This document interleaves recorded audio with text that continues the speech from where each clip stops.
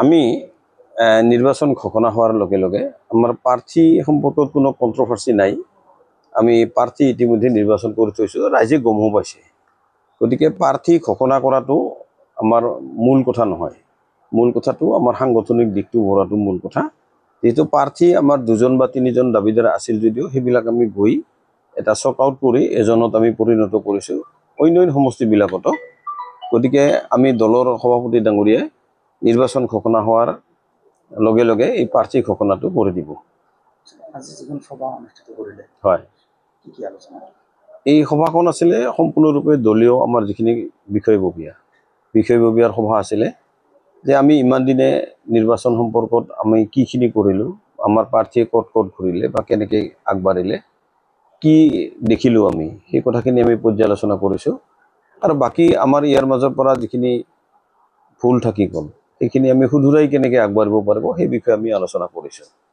আৰু ইয়াত আমি এটা কথা আলোচনা কৰিছিলোঁ, প্ৰতিটো বুথ আৰু প্ৰতিখন VCDCত আমি এখনকৈ সাধাৰণ সভা আৰু পুনৰ কৰ্মী সভা এখনকৈ আমি আহ্বান কৰিম।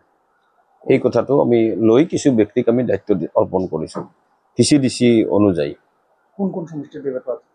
আমি প্ৰাৰ্থী ইফালে শ্ৰীৰামপুৰ আছে, আপোনালোকৰ এই মানে ফকিৰাগ্ৰাম আছে, ইফালে আমাৰ বাওকুংগুৰি আছে, আৰু থুৰিবাৰী, মথনগুৰি আৰু মুদৈবাৰী, এই 6টাতে আমি ইলেকশ্যন খেলিবৰ কাৰণে অসম গণ পৰিষদ দলে সিদ্ধান্ত লৈছে। অসমৰ মুখ্যমন্ত্ৰী ডক্টৰ হিমন্ত বিশ্ব শৰ্মাই কৈছে যে বিজেপিক হৰুৱাবৰ কাৰণে যদি AJP নিৰ্বাচন নেখেলে এই ক্ষেত্ৰত কি কৰিব? নাই, আমি যদি নেখেলোঁ, আমি এটা ৰাজনৈতিক দল, গতিকে AJPয়ে নিৰ্বাচন নেখেলিব সেইটোতো কথা নাহে।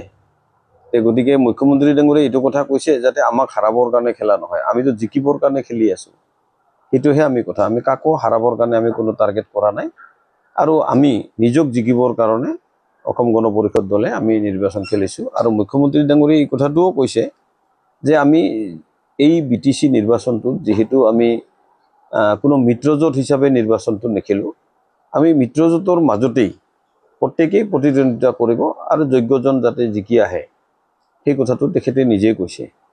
গতিকে আমি সেইমতে ফকিৰাগ্ৰাম সমষ্টিটো বাছি লৈছোঁ, আৰু বাকী সমষ্টি আমি হয়তো কিছুমান ঠাই লোৱা নাই, আমি 6টাতে লৈছোঁ। আৰু তেখেতৰ যিটো আহ্বান মুকলিভাৱে আমাক জনাইছে মুখ্যমন্ত্ৰী ডাঙৰীয়াই, সেইমতে আমি সকলো ঠাইত নগ'লোঁ, আৰু আমি 6টাতে সীমাবদ্ধ থাকিম বুলি মুখ্যমন্ত্ৰী ডাঙৰীয়াৰ মানে আহ্বানৰ প্ৰতিও আমি সঁহাৰি জনাই 6টা সমষ্টিতে আমি সীমাবদ্ধ থাকিম বুলি আমি দলে সিদ্ধান্ত লৈছোঁ। 6জনৰ ভিতৰত কেইজন জিকিব বুলি ভাবি আছে? জিকিবতো আমাৰ 6জনে জিকিব বুলি আমি ভাবি আছোঁ। 6জনে কিন্তু চৰকাৰ নহয়, তাৰ লগত মিত্ৰতা কৰাৰ নাই, মিত্ৰতাটো সেইটো পিছৰ কথা, আমাৰ দলে বহি সেই ধৰণে আমি বিবেচনা কৰিম। এতিয়া চৰকাৰ কোনে কৰিব কি নাম কয় BTRত, সেইটোতো এতিয়াও ছবিটো আহি যোৱা নাই। ছবি যেতিয়া স্পষ্ট হ'ব তাৰপিছত ৰাইজে ভোটদান কৰিব, ৰাইজৰ ভোটৰ মানে গণনাৰ পিছত যিটো ওলাই আহিব তাৰপিছত আমি অসম গণ পৰিষদ দলে সেই ধৰণে আমি বিবেচনা কৰি যাম। ৰাইজলৈ আজি কি মেছেজ?